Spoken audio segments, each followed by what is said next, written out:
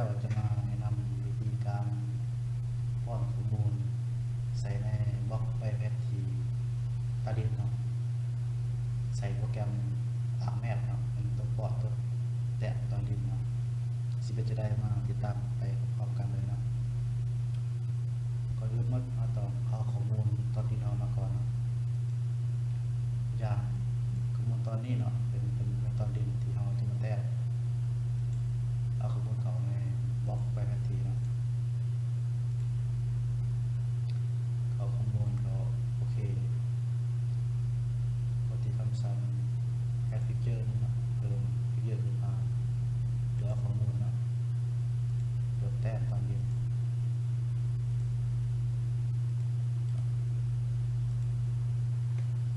เซ็ตเนี่ยเนาะ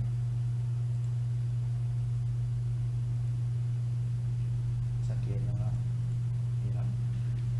จุดตัวนี้เป็นจุดที่ข้อมูลที่เราได้มาที่เราจะแต้มเขาในบล็อกไปกันทีดินนะครับเขาพิธีคำสั่งตัวนี้เนาะ select ก่อนเนาะคำสั่งตัวนี้เนาะจะโซ่หน้าตาทันทีมาจะมาป้อนเขาตามบล็อกเลยเนาะซื้อเจ้าของดินจากเนาะ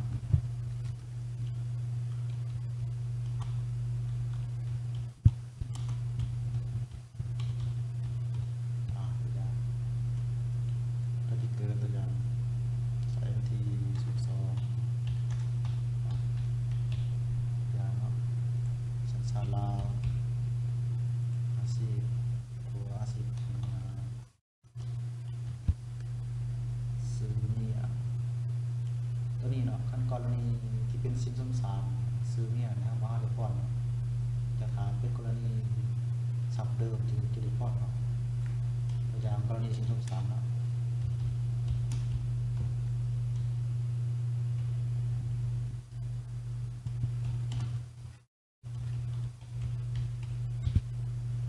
อย่างวันเดือนปีเกิดของเมียใส่ไปเนาะอย่างศาลาอาชีพพนักงานปัจจุบันอยู่บ้านแรงอย่างเมืองสัชิธาไปหาตะปืนแปลงพักปืนวันเลขที่37 17สมครัว37วันที่15เดือนปี2015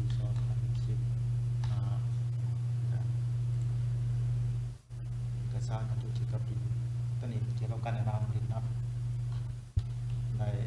มาจากการซื้อสิทธิ์เงินใช้ที่ดินนะตามหนังสือ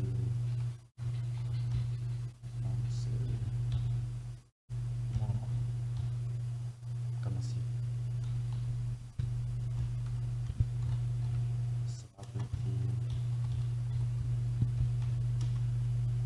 สาขาอย่างลงวันที่30 เดือน 2 ปี 23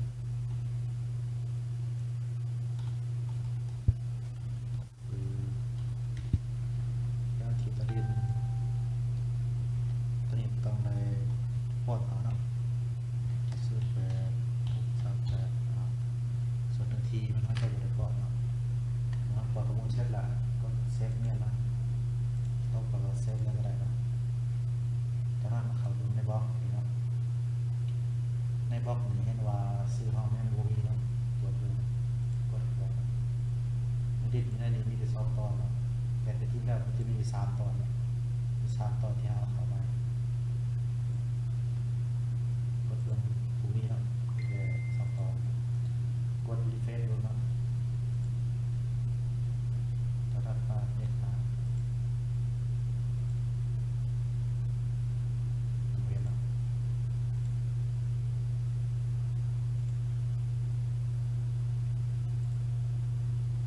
กลับมาแล้วเนาะมันจะมีสื่อของเราเนาะงานนี้เนาะมาสังเกตเรื่องว่าเอกสารยังอยู่เกี่ยวกับดินนี่มันบอกมันเกินเนาะกรณีนี้เราต้องตัดออกเลยเนาะเอามาใส่ตัวแทนที่2มาวางเลยเนาะสังเกตดูเราเอาสีซับเล็กทีเนาะลงมาที่สังหารเลขที่สังหารเนาะตัดที่ออกเนาะที่ตัดเขาบางทีขึ้นเนาะนี่มาแก้ไขอยู่นี่ไว้เนาะแก้อยู่นี่ไว้เนาะจะเราสามารถแก้ไขได้ในการแก้ไขแต่มาแก้อยู่จุดเก่าเนาะก็คือต่อไปแยกออกตอนดินเนาะขีดก่อนเนาะของตอนดินเขาเนาะ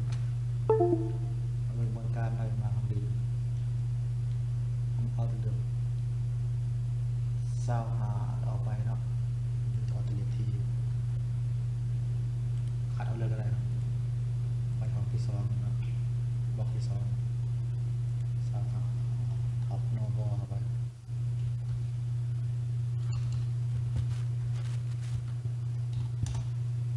ที่กดสรุปขึ้นเนาะนี่เนาะสังเกตว่าการในอาคารซื้อสินค้าที่ดินตามหนังสือมอบกรรมสิทธิ์อัปเดตที่สหพัฒน์นบลงที่30 ขั้น2 2023เวลาที่อาศัยบาจักราน2 วัน18 นาทีเนาะ600 ตารางเมตรข้อมูลที่เราก่อนเนาะมันจะมาอยู่ในบล็อกเลยมันเนาะข้อมูลเนาะกรณีครับแต่ลายตอน100 ตอน200 ตอนมันก็อยู่ในวัดเนาะ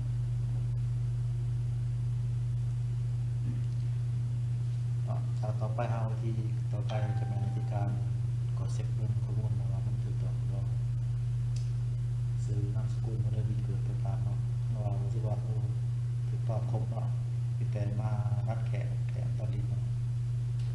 ก็คือก็เบิ่งว่าตัวเนาะ1 ต่อ 3,000 ต่อรอบในหลักการแล้วเขาบอกมีนะส่วนใหญ่ไม่มีเนาะต่อเป็นส่วนเป็นตัวเลขทวนเนาะ300 400 500ไปสิเนาะนี่เขาจะใส่เป็นกระส่วน1 ต่อ 500เอง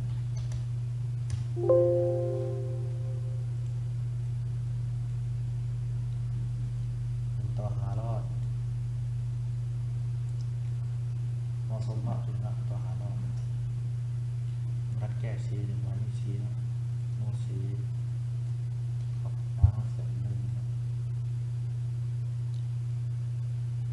รวมน้ำปุ๊บธรรมดานะสมคือเราธรรมดาเนาะ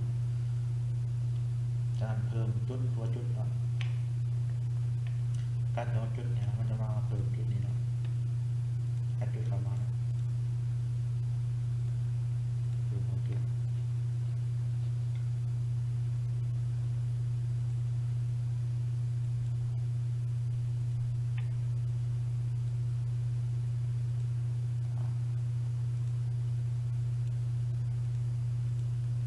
นี่เนาะเป็นการเพิ่มจุดหรือว่าเซตจุดเนาะ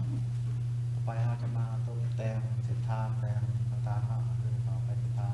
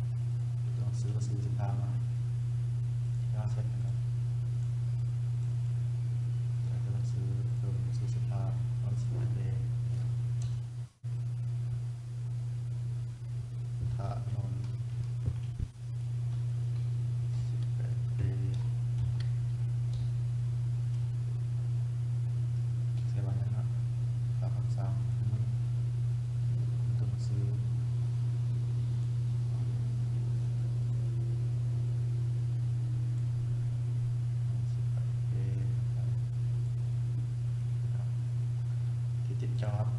ใส่ไปเนาะ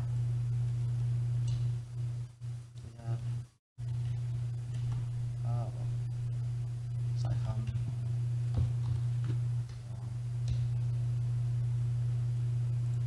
นี่ก็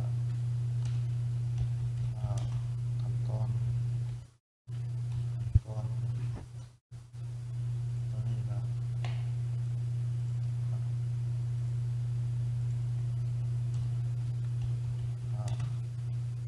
แสดงทิศพยายามการทำตัวแกงส่วนเทคนิคจอดเนี่ยมันเขาจะปักแถวเลยนะแต่งานกว่าเนาะคือเสร็จงานระยะเลยประเดี๋ยวเขาจะบอกในการวัดแท็กอย่างมีไลฟ์การวัดแท็กเนาะแบบใส่ดีหรือว่าใส่ไลน์เนาะคันซอดไปการวัดแท็กอย่างมันนี่มันก็สียาววิดีโอที่ยาวเนาะเราจะเอาเป็นข้อมูลขาวๆอย่างนี้ก่อนเนาะตัวอย่าง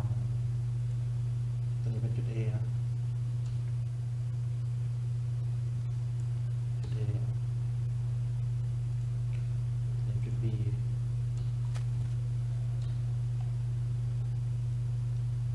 จุด C อันนี้เป็นจุด D เนาะ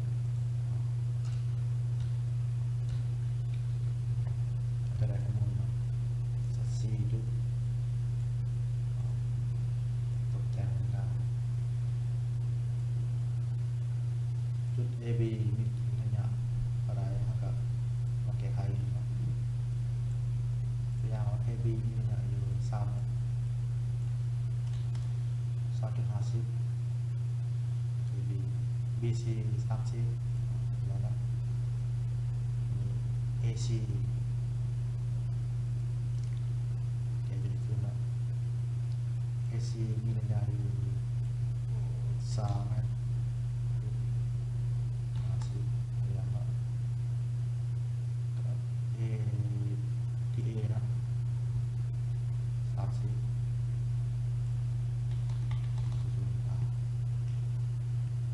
อันนี้เราใส่กระบอกนะหรือว่าข้อมูลการตกแต่งข้อมูลของเราเนี่ยหรือว่าเป็นอันเรียบร้อยเนาะตามข้อมูลต่างๆเนาะ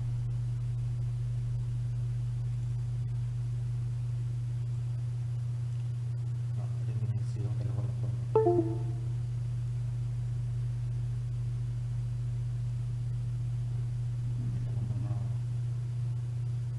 เราก็ส่วน500แบ่ง500ต่อเดือนนะครับแต่เราก็ใหญ่คือกับตำแหน่งที่เราเห็นนะ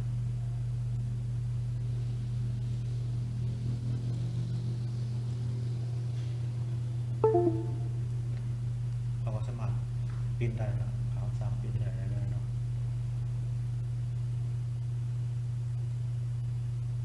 เลือกมาเก็บเป็นเกียร์ยาวนะเก็บ F14 ก็สามารถสั่งพิมพ์หรือว่าอยากเซฟพิมพ์พูดอะไรนะพอร์ตแม่เดี๋ยวเราเก็บตัวอย่างซื้อความพิมพ์มานี่เลยนะต้องเซฟมาเลย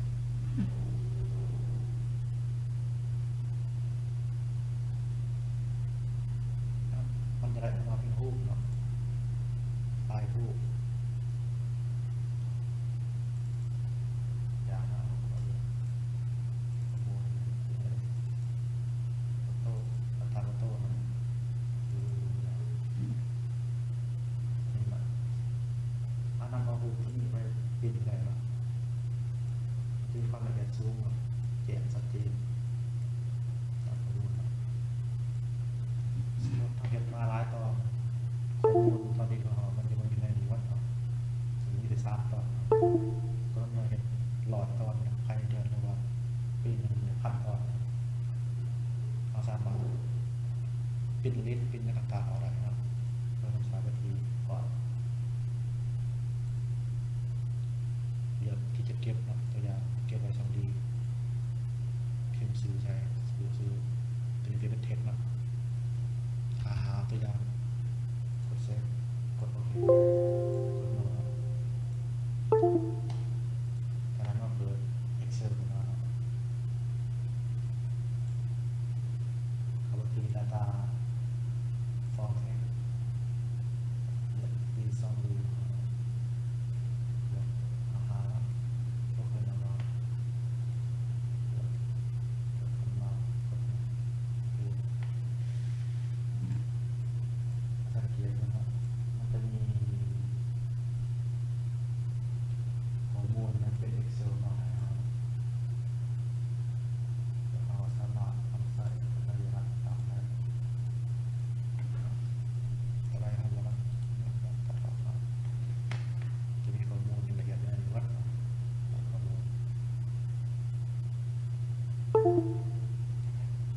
เป็น